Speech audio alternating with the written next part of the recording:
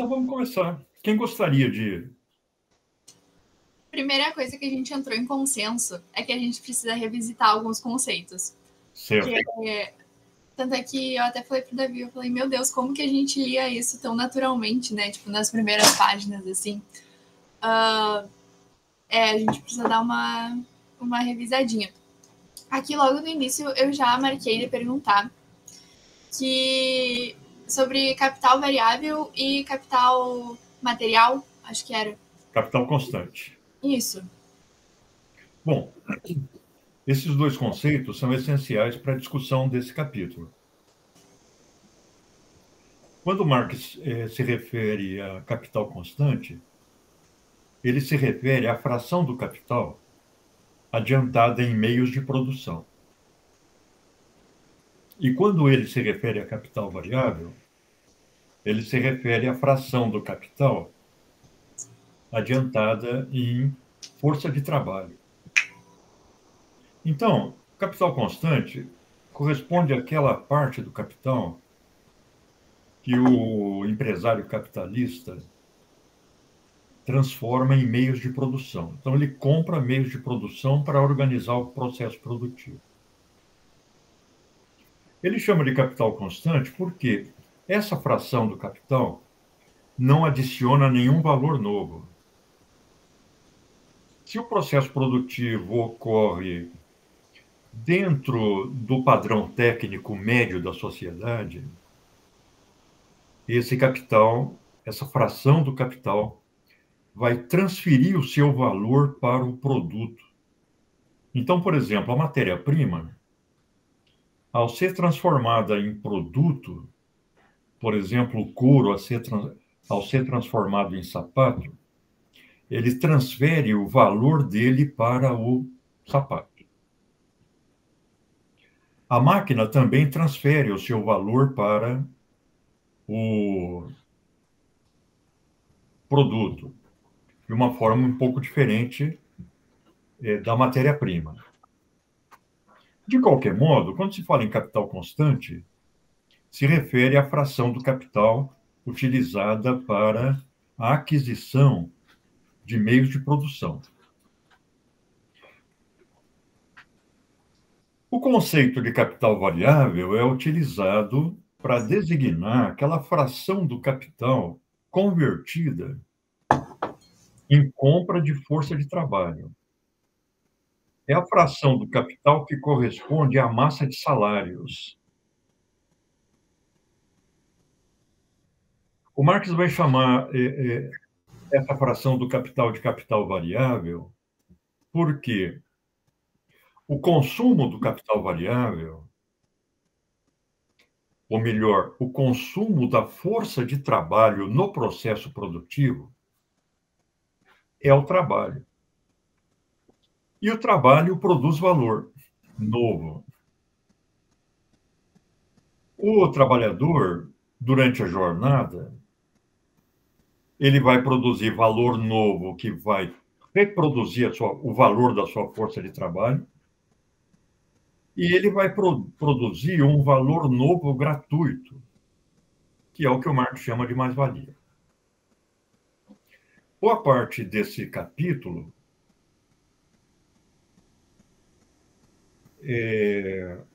envolve a discussão da composição do capital. A composição do capital, o Marx apresenta de duas formas. A primeira, do ponto de vista técnico. Então, a composição do capital, tendo em vista os meios de produção e a força de trabalho. Quando eu falo do ponto de vista técnico, quero dizer, levando em conta o valor de uso daquilo que foi adquirido. Levando em conta a utilidade daquilo que foi adquirido. Então, do ponto de vista do valor de uso, todo o capital envolve meios de produção e força de trabalho. Isso é o que o Marx chama de composição técnica do capital. Mas Meios de produção e força de trabalho são mercadorias, enquanto mercadorias possuem valor. Do ponto de vista do valor, a composição do capital se constitui, então, de capital constante e capital variável. Capital constante representando o valor dos meios de produção e o capital variável representando o valor da força de trabalho. A composição, a combinação da composição técnica com a composição do ponto de vista do valor, o Marx chama de composição orgânica do capital. Então, ele vai utilizar recorrentemente esse conceito durante o capítulo. Que veja que, na primeira seção, ele fala no efeito do capital sobre a classe trabalhadora, considerando inalterada a composição do capital. Depois, ele dá um passo à frente e vê como a alteração permanente da composição do capital afeta a classe trabalhadora. Então, basicamente é isso. Por exemplo, se a composição do capital não se altera, no caso da reprodução simples, o capitalista vai sempre contratar a mesma quantidade de força de trabalho e repor a mesma quantidade de meios de produção. Mas no caso da reprodução ampliada ou da acumulação, que o Marx vai chamar também nesse capítulo de concentração do capital, nós não temos a reprodução que repete o mesmo valor do capital. Nós temos uma reprodução do capital em que uma parte da mais-valia deixa de ser consumida pelo capitalista e é transformada em capital. Então, a reprodução ampliada, basicamente, é a transformação de mais-valia em capital. O capital cresce. Se a composição do capital permanece a mesma, o capitalista vai ter que contratar mais força de trabalho. Mas ele considera, e aí está um ponto muito importante do capítulo, que ao se reproduzir nas condições da concorrência, o capital sofre permanentes alterações técnicas. O capitalista busca permanentemente ampliar a produtividade do trabalho da sua empresa, para poder entrar na concorrência em condições vantajosas. Vamos detalhar isso mais à frente. Ao se alterar a produtividade do trabalho, altera-se a composição técnica do capital. Porque, para ele, produtividade do trabalho aumentando significa a mesma quantidade de trabalhadores manuseando uma quantidade cada vez maior de meios de produção. Ou seja, a alteração da composição técnica do capital, que é algo permanente no modo de produção capitalista, leva a um aumento relativo da fração do capital destinada à aquisição de meios de produção, ou seja, um aumento relativo do capital constante, e há uma diminuição relativa do número de trabalhadores empregados, ou seja, uma diminuição relativa do capital variável. Ou seja, o aumento da produtividade leva a uma automação progressiva do processo produtivo. Eu estava citando outro dia, num outro debate, acho que eu citei num debate anterior com vocês também, o caso da Volkswagen aqui no Brasil. E isso vale para toda empresa. Nos anos 70, tinha 36 mil trabalhadores em 3 turnos.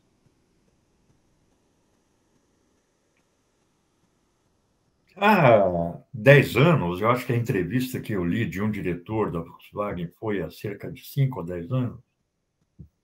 Esse diretor dizia: olha, hoje nós temos cerca de 10.000 trabalhadores produzindo a mesma quantidade de produto. Então, houve uma diminuição de 2/3 dos trabalhadores. E ele ainda disse mais: ele falou, se nós fôssemos montar a fábrica hoje, não precisaríamos de mais de 2.500 trabalhadores. Nesse sentido, porque nos anos 70, no final dos anos 70, aquelas empresas já estavam se robotizando, se digitalizando. Aquelas greves do ABC que deram origem ao PT foram o canto do cisne da classe trabalhadora do ABC naquele formato. Que foi a última vez que aquela classe... Foi a primeira e última vez que aquela classe trabalhadora se motivou naquele padrão técnico de reprodução do capital. Naquele momento já estava ocorrendo digitalização, robotização, uma automação muito acelerada. E eu estava dando aula lá na escola deles quando eles robotizaram a ala 1. A ala 1 era uma ala de solda. Então, no lugar de uma quantidade enorme de soldadores, puseram uma meia dúzia de robôs que faziam mais soldas, mais precisas, em lugares mais difíceis, num ritmo maior do que o trabalhador. Então, aquilo esvaziou aquela ala superpovoada, que era a ala 1, que tinha o tamanho de um quarteirão, era enorme. Mas esse é o exemplo permanente da fábrica, da empresa capitalista, no processo de reprodução. E isso vale também, embora não sejam empresas produtivas, não representem capital industrial, para as empresas comerciais e bancárias. Elas também procuram automatizar ao máximo o seu processo de trabalho, ainda que não seja trabalho produtivo. Você vê, os bancos hoje são hiper digitalizados. Os estabelecimentos comerciais avançam bastante. Por exemplo, fazia muito tempo que eu não ia, mas outro dia eu entrei no Carrefour e eu vi que toda a ala de caixas de compras rápidas agora são caixas de autoatendimento. A gente sempre ia nos caixas rápidos e aí uma vez a gente foi, que a gente passou um tempo sem ir, a gente foi e a gente achou muito estranho, né? Porque a gente ficou, ué, cadê os caixas rápidos? Não, eu já aprendi também a fazer e tal. Chego lá, a máquina vai falando com você, né? É bem didático. A gente apanhando no mercado. É só você clicar que ela começa a falar. Né? A gente foi no Peruso, ela começou a falar e ela travou. E aí nem a mulher lá que fica, porque agora é uma mulher para cada... Uma pessoa orientando caixa, lá, né? E ela não conseguiu arrumar e a gente se rendeu para a força humana. Agora, por exemplo, uma vez eu fui ao Peruso, ali perto da Ângelo Bolson, ali. Uhum. Não é aquele grande lá é um outro menor. E também, né, fica lá uma moça para orientar se for necessário. Mas eu vejo que até os velhinhos como eu já vão lá no rápido, né? Já aprenderam a clicar na tela, a passar o código de barras, a pôr na sacola do lado. Então, esse é um processo que avança na área da educação. Esse processo, as empresas educacionais, que são as escolas particulares, e do ponto de vista do Estado, o sistema público de educação, passa por um processo avançado de automação, não só das atividades meio, mas também das atividades fim.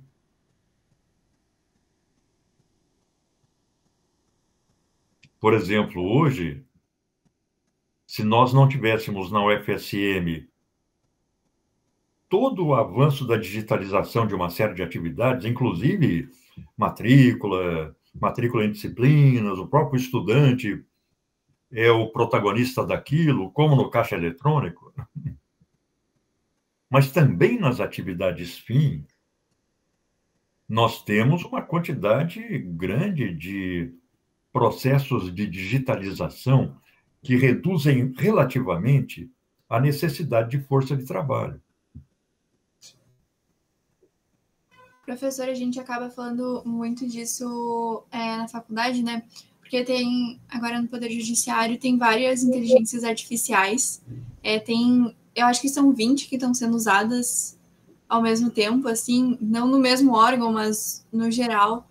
E aí tem professores que, por exemplo, defendem, acham que enfim, que é um meio para que caminhe mais rápido, né? Para que desabarrote um pouco. Tem professores que falam que não, porque a base de dados é internacional, né? Então, acaba que o Poder Judiciário, ele compra uma inteligência artificial que não é brasileira. Então, tipo, para onde está indo esses dados é uma questão. E aí é um assunto bem recorrente, tipo, se a produtividade, né, no caso do andamento do processo, ela realmente vale a pena, considerando os riscos, sabe?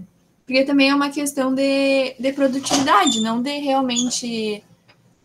por ser estritamente necessário em todos os casos, principalmente para eles estão tentando colocar até em casos que se tem a figura do juiz, né, que é uma pessoa humana, que tem que ter aquele tato e tal, e aí discutem para colocar até nesses casos em que são um pouco mais delicados, digamos assim. Daí é a maior discussão, assim, do momento. O problema da inteligência artificial, o nome já é uma mistificação, porque não é inteligência. É gerenciamento de banco de dados.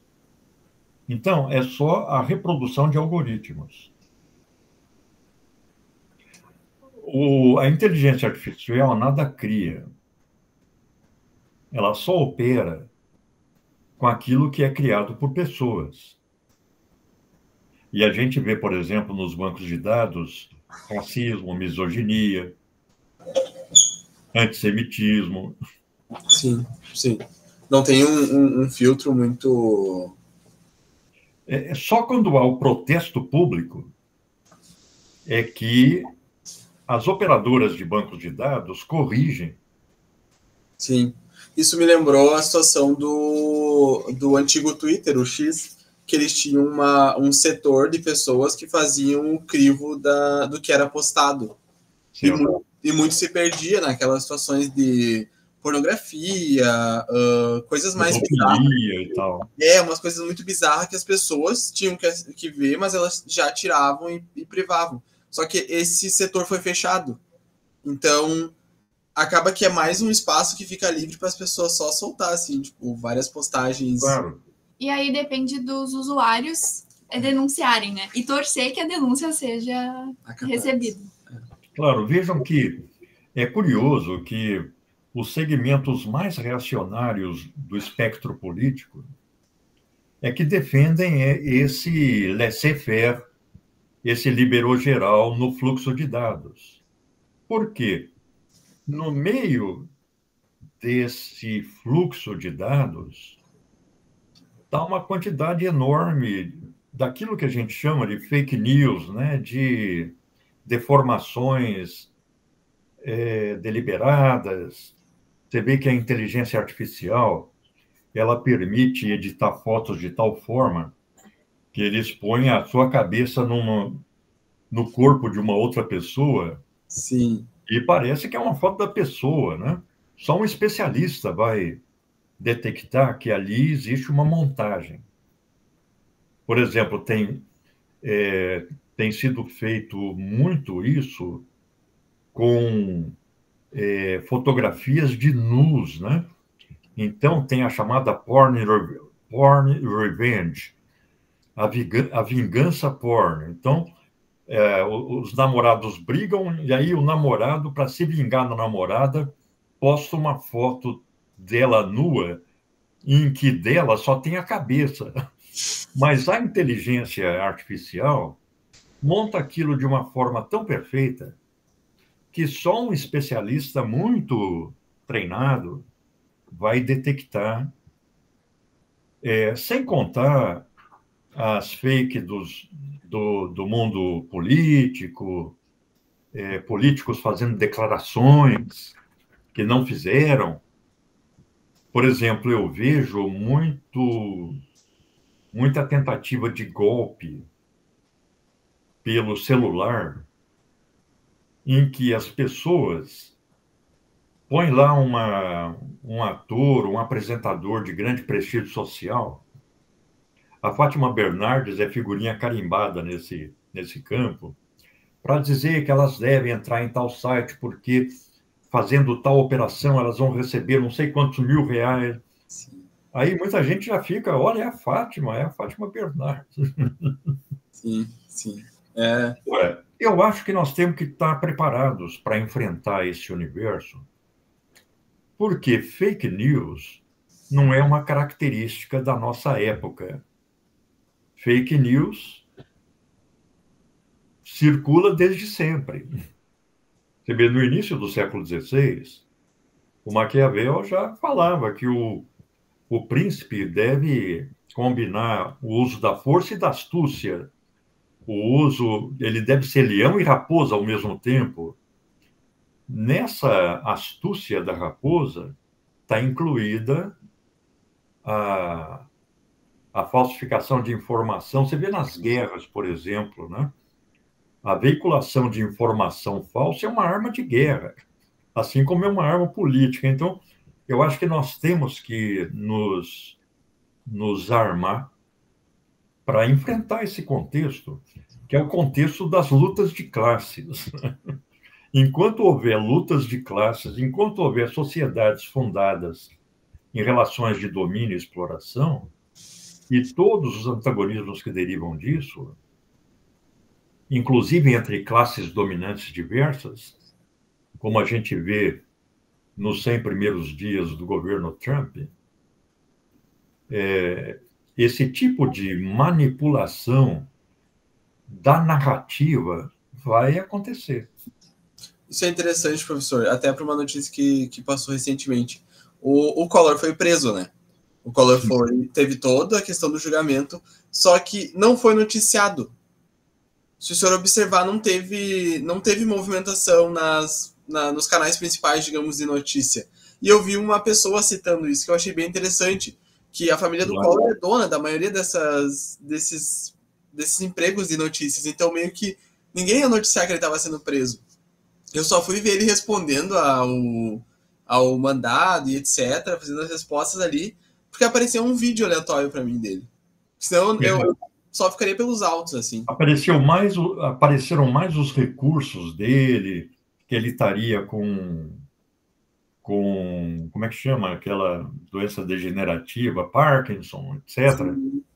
Mas, Davi, vamos lembrar que o Collor foi casado com uma sobrinha do Roberto Marinho.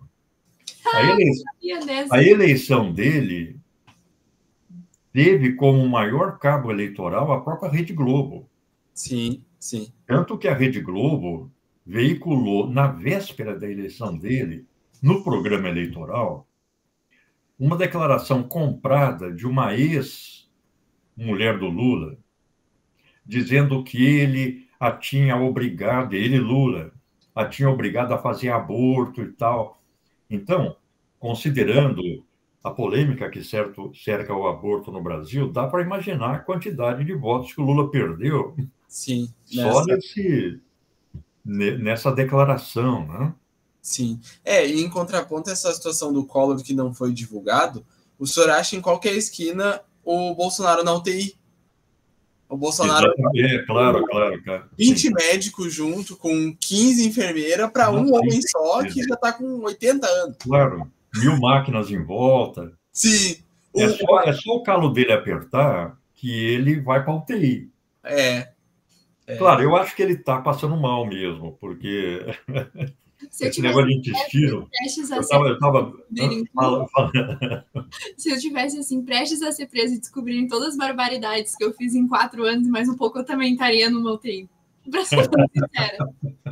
Não, e ele tem a idade, né? A idade é um fator importante para ele, porque ele Claro. tem uma idade mais avançada, então, tipo, ele vai ser igual o Não, Collor. os processos contra ele correram durante anos e anos e anos sem decisão, né? Sim, sim. É o mesmo esquema dele quando era capitão no quartel. Ele só foi reformado. E tá tudo bem. Ele só. É claro, exatamente. Ele planejou atentado à bomba e tal, e aquele momento da abertura política, né? Sim. E foi desligado do exército com diagnóstico de problemas mentais, né? Não lembro exatamente os termos. Completamente insano. Eu não sabia que ele tinha. Foi isso que Eu não sabia. Eu vi que ele tinha sido reformado para ele poder ganhar a pensão, né? 90%. Não, mas não foi só isso, não. Teve um diagnóstico Sim. de problema mental mesmo, de incapacidade mental para permanecer nas Forças Armadas, né? E ele foi presidente. Então, veja, a imprensa, ela também direciona, Sim. ela tem um viés político, ela omite e, eventualmente, falsifica.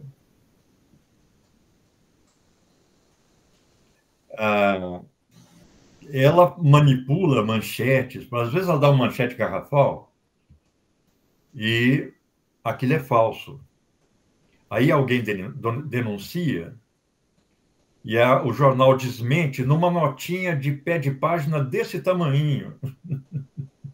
Ou quando acontece deles pegarem uma coisa que é verdade, mas transformarem ela de um jeito que fique muito mais vergonhoso, né? Claro, é sempre um discurso engrenado com o processo político da sociedade. Sim. A maior mistificação que pode haver na ideologia do jornalismo é dizer que o jornal diz a verdade. O jornal se restringe ao fato. Mas, claro, se você lê aí os últimos textos de filosofia da ciência, o próprio fato não é algo objetivamente dado, mas é teoricamente construído, né? No caso do jornal, essa teoria é uma ideologia política. Você lê um jornal como o Estado de São Paulo, claramente todo o noticiário dele tem um viés liberal. É lido, é escrito do ponto de vista da ótica liberal. Eu concordo com aquela formulação do Gramsci de que os jornais são partidos políticos. Não podemos pensar que partido político seja só aquilo que institucionalmente se chama de partido. Toda agência que defende uma posição política na sociedade pode ser considerada um partido, e o jornal é um partido.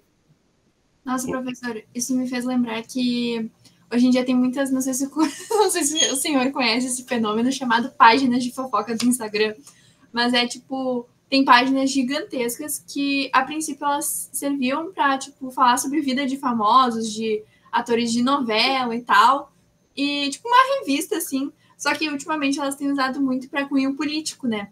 E aí, aqui em Santa Maria tem uma página dessas que eu achei bem engraçado, não sei se tu conhece o Choque em Santa Maria, que ele é focado para situações de esquerda da cidade. Então, por exemplo, a Alice, vereadora, sabe?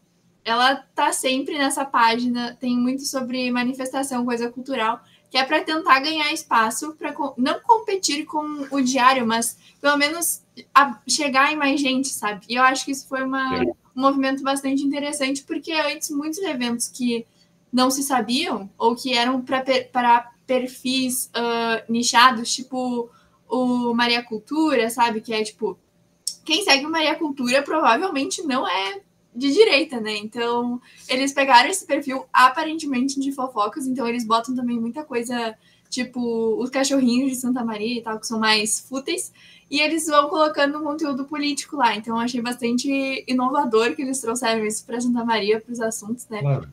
Porque acaba também reunindo as pessoas. Por exemplo, o Diário de Santa Maria tem um tácito viés bolsonarista. Então, a gente vê que a orientação política deságua nesse estuário. Só que não é algo explícito, não é algo que adquira né? um tom panfletário, né? É uma coisa disfarçada, diluída. Quando, por exemplo, é uma notícia que não dá para omitir, mas que atinge segmentos da direita de Santa Maria, eles põem lá só para assinantes. Como eu imagino que não deva ter muito assinante o jornal de papel, né? Pouca gente vai ler aquilo.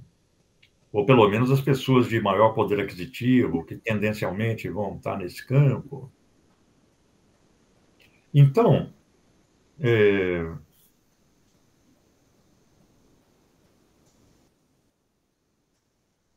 essa aqui é uma das ferramentas mais importantes de organização do processo produtivo hoje, que é o gerenciamento de bancos de dados, agora potencializado pelas ferramentas auto-intituladas de inteligência artificial,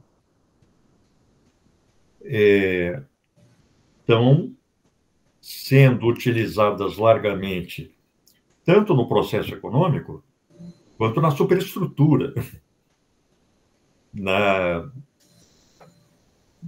escolas, nas universidades, nos jornais, nas igrejas, e etc.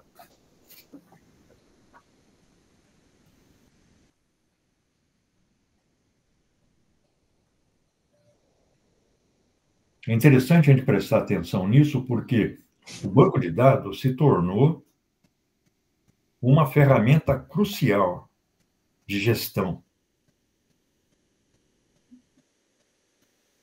E ele só se apresenta dessa forma porque tem essa figura aí do processo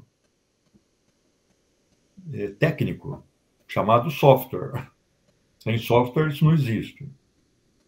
E no campo do software, eu acho que está ocorrendo uma alteração na própria relação econômica da sociedade.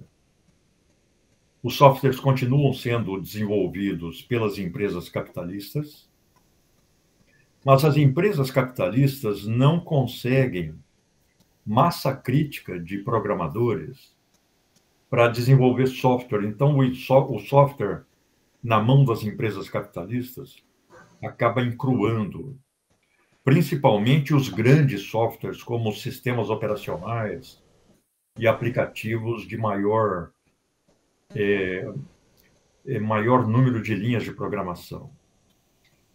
Então, ao lado das empresas capitalistas, se desenvolveram espontaneamente os projetos de software livre, que são projetos de cooperação econômica totalmente diferentes da produção capitalista e que são muito mais eficientes para o desenvolvimento e para a inovação do que a empresa capitalista. É um novo modo de produção que está nascendo aí. Nós temos que prestar atenção nisso, porque se uma revolução histórica é uma revolução de modo de produção, está ocorrendo aí uma revolução de modo de produção. E as empresas privadas ou abrem seus softwares para incorporar processos de software livre no seu desenvolvimento, ou incorporam diretamente os resultados dos projetos de software livre. Então, você vê, por exemplo, hoje, softwares da Microsoft, ou da Google, ou da Apple, na maior parte são software livre. Você pega lá um iPhone, e o kernel é um software livre desenvolvido por uma universidade americana, Os aplicativos que gerenciam memória, etc., são tirados do projeto FreeBSD, e só a camada superficial dos softwares, que dizem respeito à interface gráfica, é desenvolvida pela própria Apple.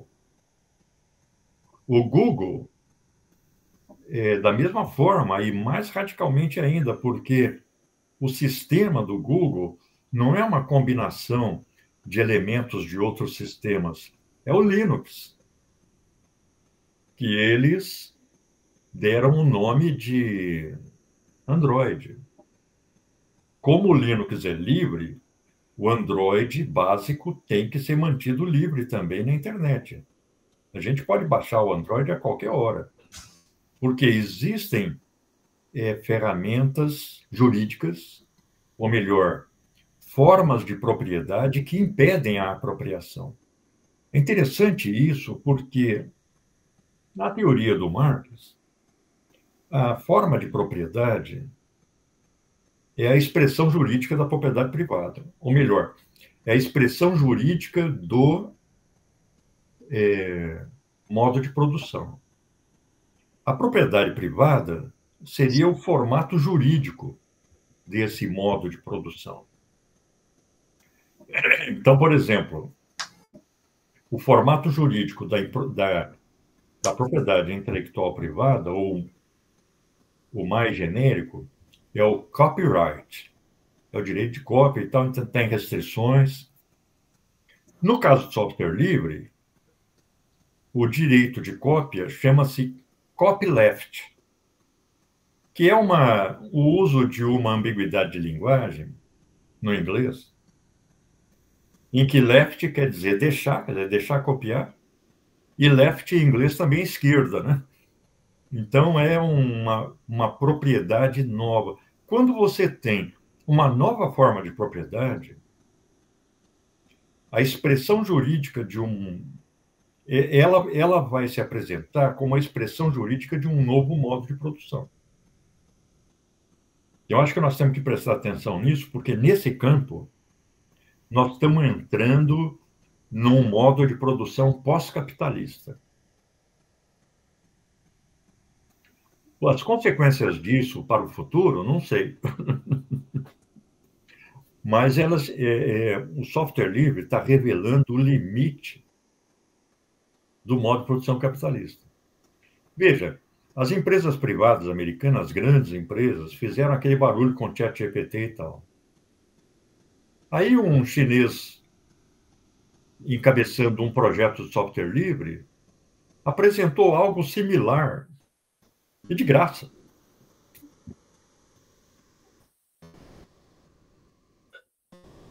Algo que parecia uma mudança tecnológica de amplo espectro, que emergiu da empresa capitalista, foi feito por uma meia dúzia de pessoas num projeto de software livre. Se eu não me engano, eu vi alguma notícia que era da diferença dos gastos, né, para fazer, que era algo muito discrepante, não lembro quanto era, mas tipo, era milhões para o ChatGPT e... Era tipo uns 13 milhões para poder manter o ChatGPT e o DeepSeek que o senhor tá falando, né? Eu acho que precisou de um e meio para fazer. Era um negócio era uma diferença tão boa. O projeto de software livre, ele opera principalmente com base em trabalho voluntário, mas ele envolve também equipamentos, etc. Isso são as empresas capitalistas que produzem, né? Já existem projetos de hardware livre. São cooperativas e associações que fazem hardware que não exigem drives específicos para você ativar. Então, a placa de vídeo funciona automaticamente, a placa de Wi-Fi, etc. Né? Então, há um avanço por aí. Esse avanço começa a entrar no mundo dos celulares, com sistemas livres, mas o mundo celular ainda está mais difícil para o software livre entrar por meio dos projetos de software livre. O celular ele tem uma tecnologia mais complicada do que o computador tradicional, o notebook e tal, né? Mas software livre está entrando aí também. Sim, a pirataria está bem avançada no computador. E você vê, as universidades, os grandes computadores, os mainframes, a NASA, é tudo software livre. A NASA não confia em Windows de jeito nenhum. Então desenvolveu uma variante do Linux para automatizar o gerenciamento dos seus equipamentos, dos seus ônibus espaciais. Dá pra ver isso que o Davi falou da pirataria, né?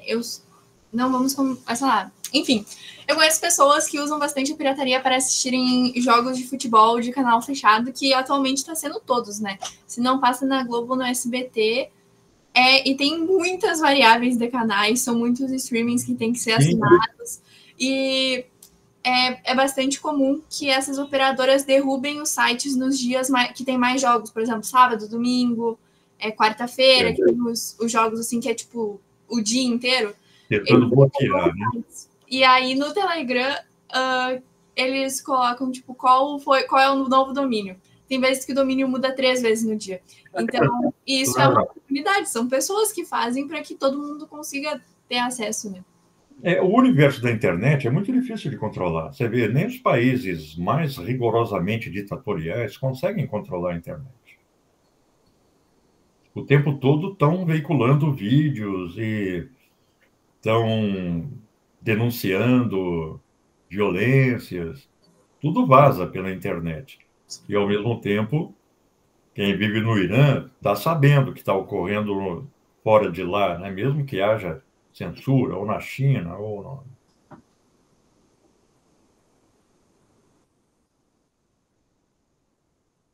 Então, eu acho que a internet, combinada com software, e internet é software em rede, abriu um novo horizonte produtivo aí, que gerou esse espaço para o desenvolvimento de um novo modo de produção.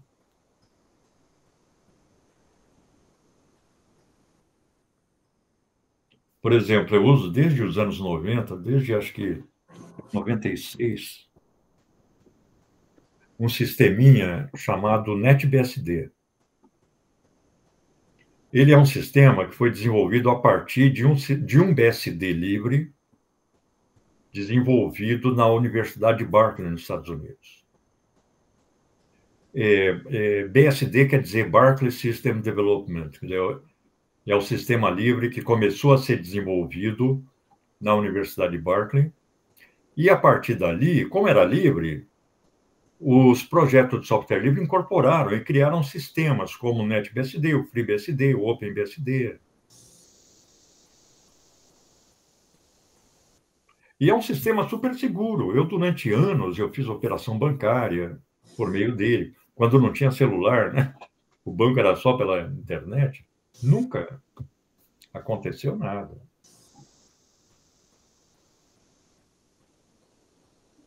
Tem os aplicativos fundamentais. Então, você consegue assistir vídeo, você tem aplicativo de edição de som, edição de imagem, edição gráfica, tem os programas similares ao Microsoft Office. Tá, isso seria um sistema operacional, o senhor diz? É um sistema operacional. Sistema operacional. Vê aí o netbsd.org. Vamos olhar. bsd.org. Eu vou abrir aqui também. Opa. NetBSD. Tem umas bandeirinhas alaranjadas. Os símbolos são umas flâmulas alaranjadas. Porque não é BSD. É B. Achou? BSD. Flâmulas. Quando eu comecei a usar, um italiano publicou um manual do NetBSD. E eu traduzi esse manual, inclusive interagindo com ele. E aí, depois, o projeto NetBSD incorporou esse manual. Nossa, que legal! E no manual, na versão em inglês, vê aí na coluna da esquerda, The Guide, o guia do NetBSD. Achou? Aqui, The Guide. Achou? Aham. Então, aí, lá embaixo, nos agradecimentos, aparece o meu nome, porque, você quer ver? Tem...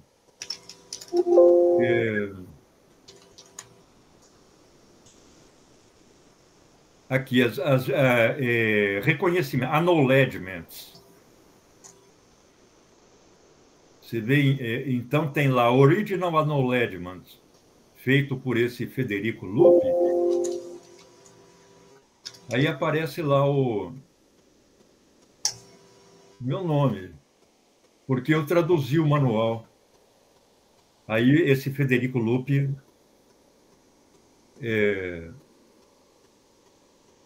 O primeiro crédito fala o cara.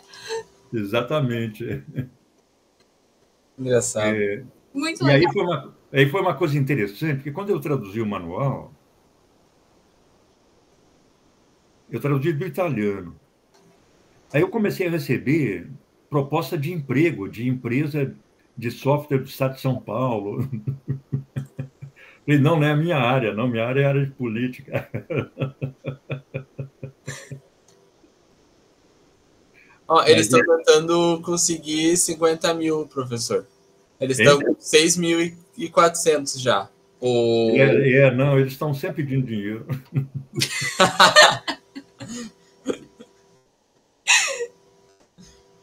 Mas bem interessante, bem interessante. Porque aí... tem a Fundação NetBSD, né?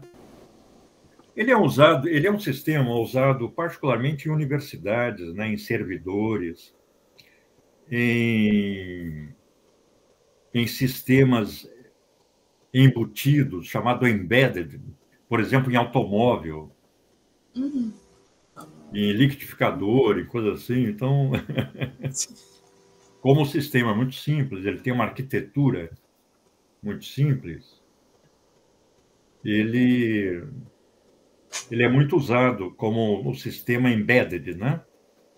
Mas também, por exemplo, eu estava lendo há pouco tempo uma universidade americana que estava desenvolvendo lá um grande projeto, não sei o quê, e ela instalou em todos os computadores o NetBSD com o sistema de pacotes do NetBSD.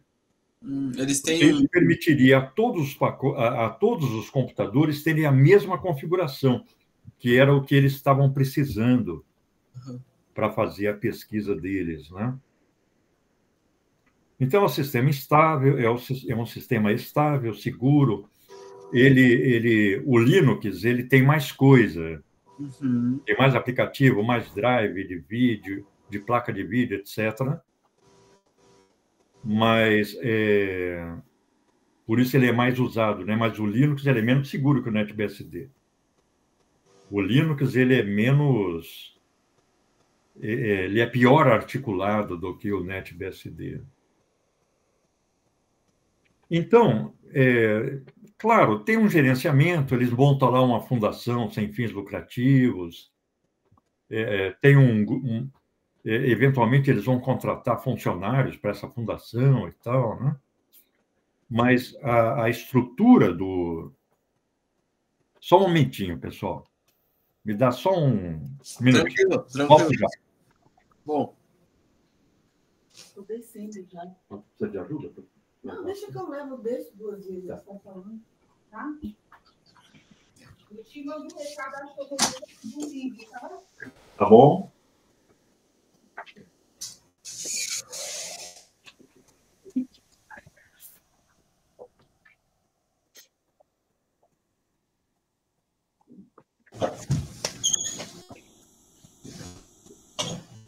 Mas, voltando aí ao nosso capítulo, é particularmente interessante a terceira seção, onde o Marx fala do exército industrial de reserva. Você vê que ele considera que o desenvolvimento da produção capitalista se dá numa base anárquica, é a concorrência, é a luta de todos contra todos. E isso implica ciclos de ascensão produtiva, crise, estagnação, ascensão produtiva, etc. O que significa que a reprodução ampliada do capital vai requerer quantidades de trabalhadores diferenciadas de acordo com a conjuntura do ciclo. Tem hora que precisa mais, tem hora que precisa menos. Então, é sempre necessário haver uma certa quantidade de trabalhadores no banco de reserva. Sim. Prontos a entrar na fila de emprego.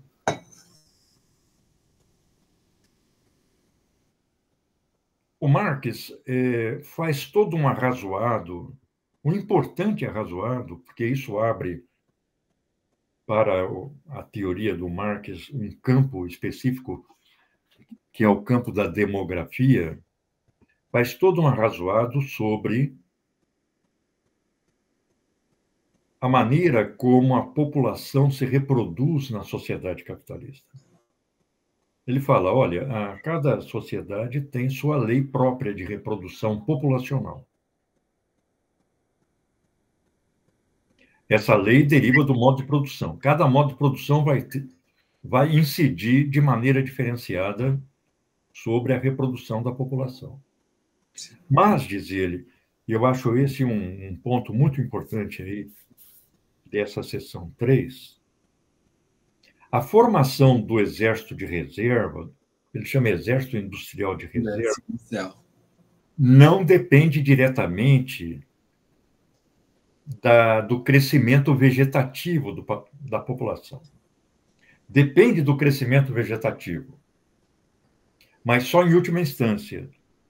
Esse exército de reserva é uma quantidade de trabalhadores que tem que permanecer desempregada na sociedade capitalista para alimentar o ciclo reprodutivo do capital. Então, em determinados momentos, esse exército de reserva vai ser incorporado ao processo produtivo. Em outros, a empresa vai jogar gente na rua, aumentando o exército de reserva. É tipo a situação agora que está tendo dos mercados, né? Que eles estão falando que está faltando gente e tudo mais, em farmácia, e aí, porque as pessoas não querem ser exploradas mais por tão pouco, né? Eu acho que está tendo essa movimentação no Brasil de questionar sobre as horas trabalhadas nesses últimos... Tipo, de um ano para cá, teve um avanço gigantesco nesse debate, né? Sim. Esse é um debate permanente, na verdade, né? E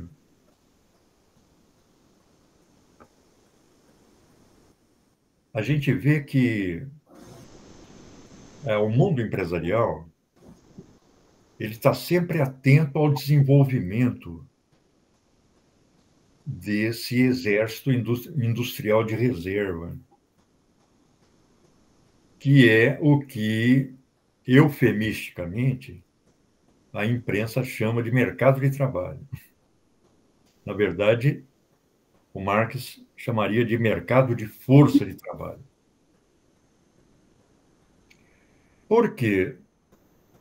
Como o desenvolvimento é anárquico,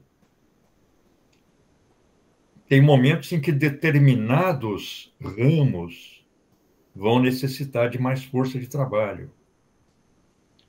Determinados empreendimentos vão necessitar de força de trabalho em larga escala, num espaço de tempo curto. Por exemplo, a construção de uma grande hidrelétrica, como a gente vê no Brasil, ela mobiliza a força de trabalho num curto espaço de tempo de várias regiões do Brasil lá para uma área da Amazônia.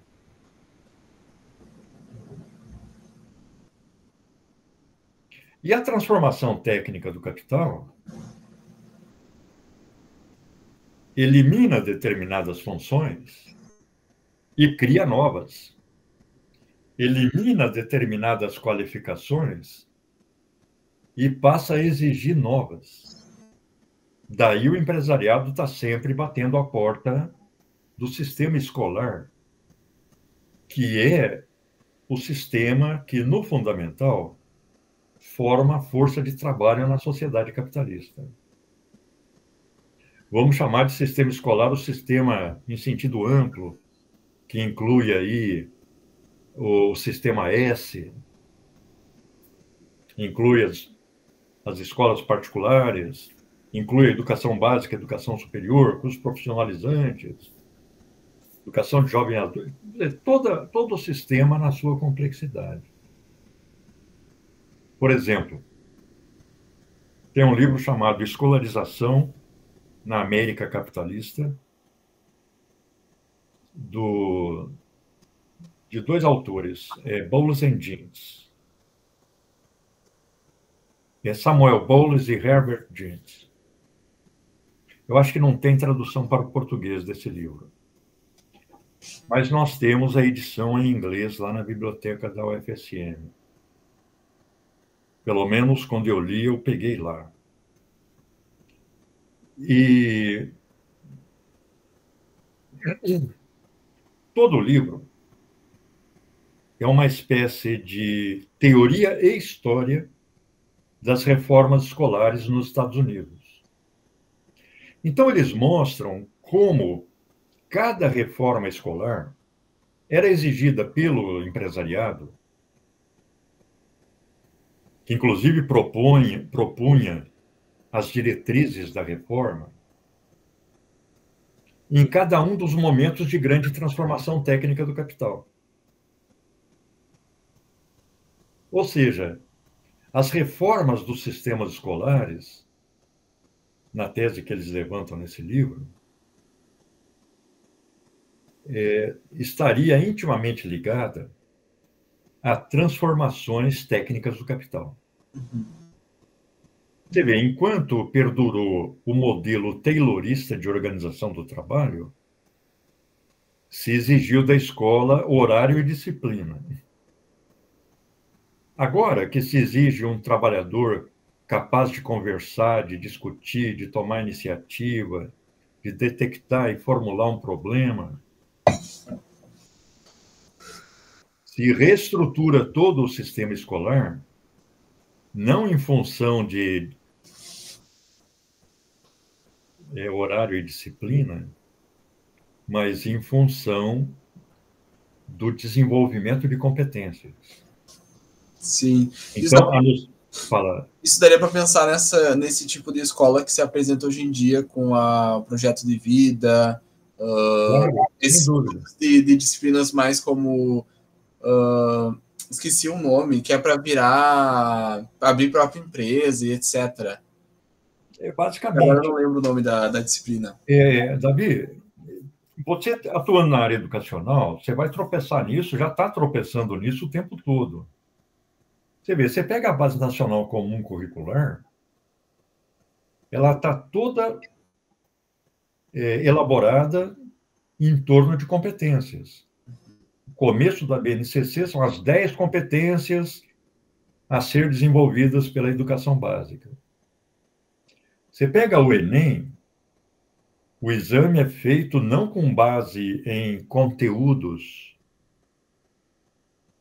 mas com base em competências. Então, tem a matriz de competências do Enem. Você pega um plano de curso de graduação, a primeira coisa que aparece no plano de curso são as competências que o curso deve desenvolver. Sim. Ou seja, é uma mudança conceitual no processo de educação escolar que emergiu de dentro do mundo empresarial. Foi um tal de Le Boterf, um francês que desenvolveu essa noção de competência para a empresa, dentro da empresa. Aí o Perrenot incorporou essa noção e adaptou-a para o mundo escolar. E o Brasil pegou o Perrenu e fez a reforma de 96. Já que a LDB está toda baseada em competências, né? Você lê a LDB, fala, é função da União definir diretrizes e competências para o sistema escolar. Basicamente, esse é o papel o papel crucial da União no sistema. Então, mudou estruturalmente. Se a gente consegue realizar isso ou não, é outra história. Porque a escola também, ela tem hábitos muito ossificados, ela tem tradições de ensino e de organização muito consolidadas, e mudar isso pode ser muito difícil.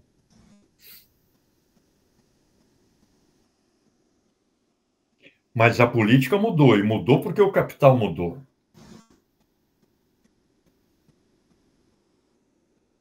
Você vê que essa reforma do ensino médio, no governo Temer, ela foi uma resposta ao mundo empresarial, que precisa de força de trabalho qualificada, rápido e rasteiro. Então, praticamente, nós voltamos à fórmula educacional da ditadura, que profissionalizava o ensino médio. Profissionalização do ensino médio sempre é indicação de retrocesso autoritário no Brasil. Democratização direciona o ensino médio para a formação básica, a formação para a cidadania e genericamente para o trabalho. E retrocesso autoritário, profissionalização. Isso aconteceu no Estado Novo, aconteceu na ditadura, aconteceu no governo Temer, agravado pelo governo Bolsonaro, mantido pelo governo Lula. Que o Lula revogou decretos do Bolsonaro no campo da educação. Mas mudar uma lei é mais difícil. Tem que apresentar um projeto ao Congresso, o Congresso tem que votar.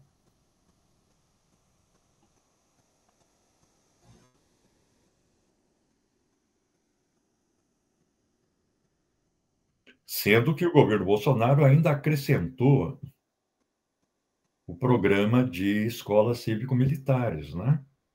Cívico-militares? Cívico-militar. Ah. As Escolas militares. As escolas militares da vida, né? Não são as escolas militares, são escolas civis Sim, sim. militarizadas. Na minha cidade, uma das escolas acabou virando isso. Ela era pública claro. E acabou virando... Aí eles modificaram todo o sistema dela, né? Com a questão de vestuário, disciplina, horários, tudo modificou assim. E aí eles acabaram só incorporando os alunos que já tinham. O governo federal não eliminou o programa, mas eliminou o financiamento do programa. Então, sem dinheiro, a coisa não anda. Mas os governadores bolsonaristas mantêm o programa. Você vê que o de São Paulo está com um programa de escolas cívico-militares a todo vapor. E o interessante é que os pais concordam. Tem que ter a concordância dos pais para mudar. Então, não é só uma política unilateral de governo. A sociedade está corroborando isso. E tudo isso faz parte desse retrocesso autoritário em marcha, né? A eleição do Lula foi só uma atenuação disso, não foi nem a eliminação. O processo continua. Começou em 2013 e continua. Nós vimos nas eleições municipais anteriores, né? Vamos ver na próxima eleição presidencial. Já é ano que vem, né? Que loucura. 2026. Eu e o Davi, a gente estava falando uns tempos atrás que a gente tem muito medo, né, de quem vai ser o próximo a ser escolhido, porque provavelmente nem Lula nem Bolsonaro vão estar, assim. Porque os dois já são, né? Até agora, tem apresentado candidaturas mais consistentes à direita. Sim, sim. Reformulações do campo partidário à direita. Por exemplo, essa federação do União Brasil com o Progressistas, dando origem à União Progressista, é o restabelecimento da Arena. A Arena era isso. Porque a Arena era o Progressistas mais o PFL. O PFL virou União Brasil. Só muda o nome. Então é a recriação da Arena, do ponto de vista da sua composição política. Sim, sim. E é interessante que acaba que nós temos uma figura de esquerda com tamanha popularidade. Prestígio, popularidade. Hoje em dia nem se diz mais uma influência, mas uma popularidade na internet mesmo, né? Porque tu vê muitas pessoas de direita a figura do Lula asfixia qualquer outra figura que possa estar emergindo.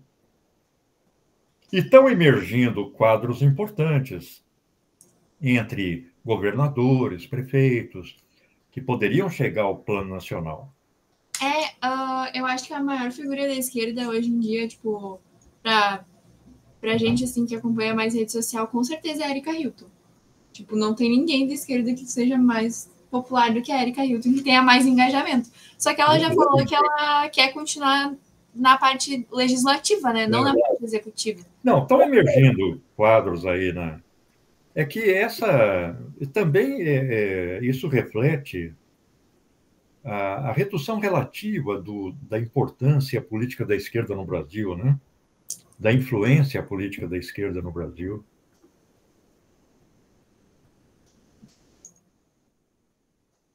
Você vê essa Alice vereadora. Eu acho essa Alice um fenômeno político.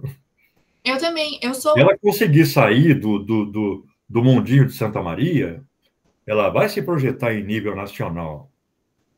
Ela é inteligente, ela é carismática. Uhum. A Alice é ótima. Eu conheço a Alice desde quando eu estava no ensino médio, movimento estudantil. Então. E aí ela não foi eleita na primeira, né? E aí eu falei pro Davi, Davi, meu Deus, eu nem acredito que eu vou poder votar na Alice. Finalmente. Pois é. E aí ela foi a mais votada na eleição anterior e não conseguiu entrar porque o sistema partidário é tão limitado, tem tantos obstáculos que, ainda que fosse a mais votada, o partido dela não atingiu o quociente mínimo para pôr um vereador na Câmara, né? E aí entram, por partidos maiores, pessoas que tiveram um número inexpressivo de votos. Sem contar isso, né? O sistema partidário, ele também afunila, elitiza, dificulta, ele não facilita a emergência de novas lideranças, né?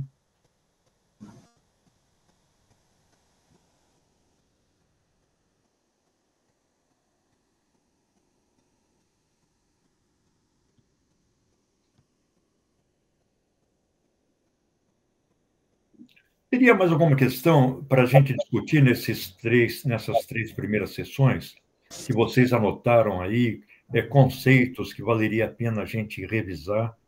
Tá, o senhor falou do ciclo industrial, que foi o que a gente tinha marcado antes.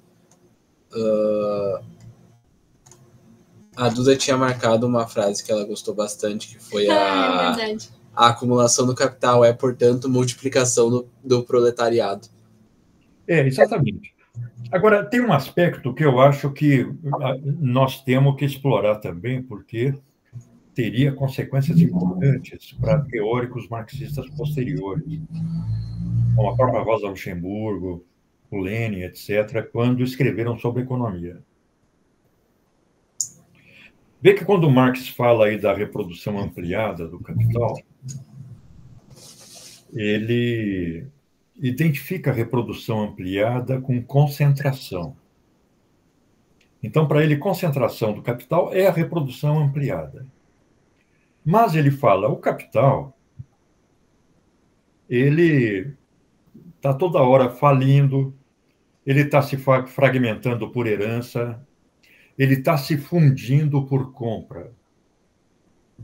Então, a acumulação não é linear. A acumulação ampliada no âmbito de um capital pode representar a ampliação de um mesmo estabelecimento fabril ou a criação de um novo estabelecimento fabril, ou o investimento do capital em um outro ramo de atividade industrial. Então, não é um processo linear. Mas ele cria aí um conceito que seria muito importante no processo de análise do estágio monopolista do desenvolvimento capitalista, que é o processo de centralização do capital. Ele fala simultaneamente com a concentração ou reprodução ampliada, ou ampliação do capital pelo investimento da mais-valia, no todo ou em parte, que é o que ele chama de processo de centralização do capital. É o processo de fusão de capitais. É quando uma empresa compra outra, ou duas se fundem numa só. Aí o Marx fala, nesse caso, não há ampliação de valor, mas há uma ampliação da magnitude da empresa. Uma empresa que surgiu da fusão de duas é muito maior do que as duas anteriores. E esse processo de centralização contribui para acelerar a concentração, a acumulação. Por outro lado, o desenvolvimento do sistema de crédito, por meio do desenvolvimento do sistema bancário, e o Marx faz uma notinha aí, mas ele vai desenvolver isso só lá no livro 3, contribui para acelerar a centralização do capital.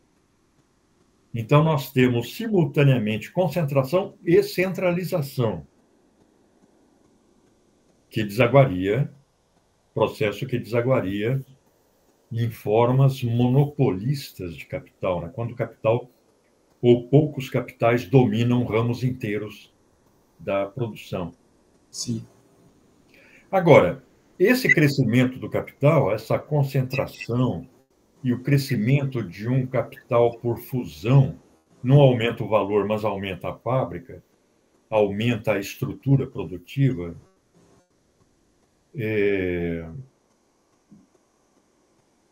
que eu ia falar?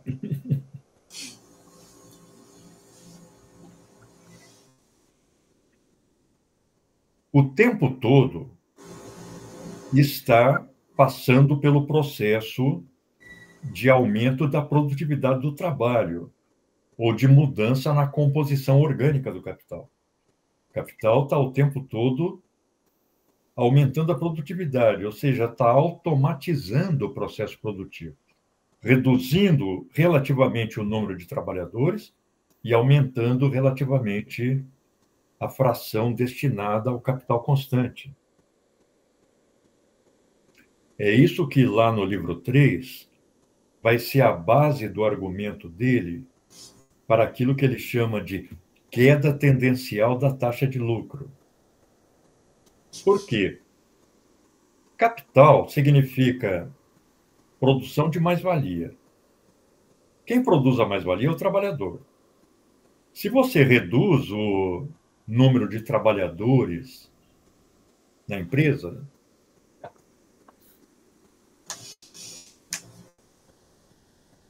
você vai reduzir a massa de mais-valia produzida, mesmo que a taxa de exploração aumente. Então, pode haver um aumento da taxa de mais-valia com uma diminuição da massa de mais-valia. Mas como os capitais estão se ampliando, a massa de mais-valia pode aumentar absolutamente, ainda que diminuir relativamente.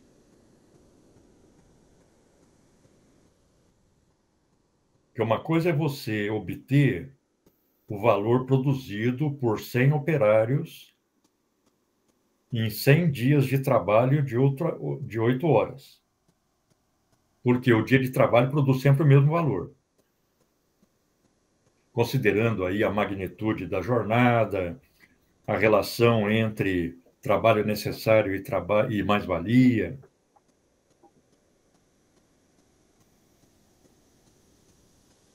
Mas se você tiver, por um aumento da produtividade do trabalho, não 100 operários, mas 50, a quantidade de mais-valia que você vai obter desses operários, mantidas as mesmas condições, vai ser a metade do que você obtinha antes. Então, isso põe a reprodução do capital num viés de complexidade da acumulação, porque, com o crescimento dos capitais, a massa de mais-valia pode aumentar, ainda que diminua relativamente. A massa de mais-valia pode diminuir, ainda que a taxa de exploração aumente. E aí o Marx fica jogando com os conceitos com taxa e massa de mais-valia que ele desenvolveu nos capítulos imediatamente anteriores. Vamos lembrar que ele chama de massa de mais-valia a quantidade de mais-valia obtida na parte do dia em que o trabalhador trabalha de graça. A parte que vai além do trabalho necessário, a parte do sobretrabalho. Mas ele chama de taxa de mais-valia a relação entre o sobretrabalho, o tempo de sobretrabalho e o tempo de trabalho necessário. A relação entre mais-valia e salário. Então, pode aumentar a taxa de mais-valia, e ela sempre aumenta, tendencialmente aumenta, com uma diminuição da massa de mais-valia. Porque diminuiu o número de trabalhadores em relação ao capital constante. Então, nós temos que estar atento na complexidade que impõe ao processo essa transformação permanente da composição orgânica do capital, da relação entre capital constante e capital variável, entre a fração do capital investido em meio de produção e a fração do capital investida em força de trabalho.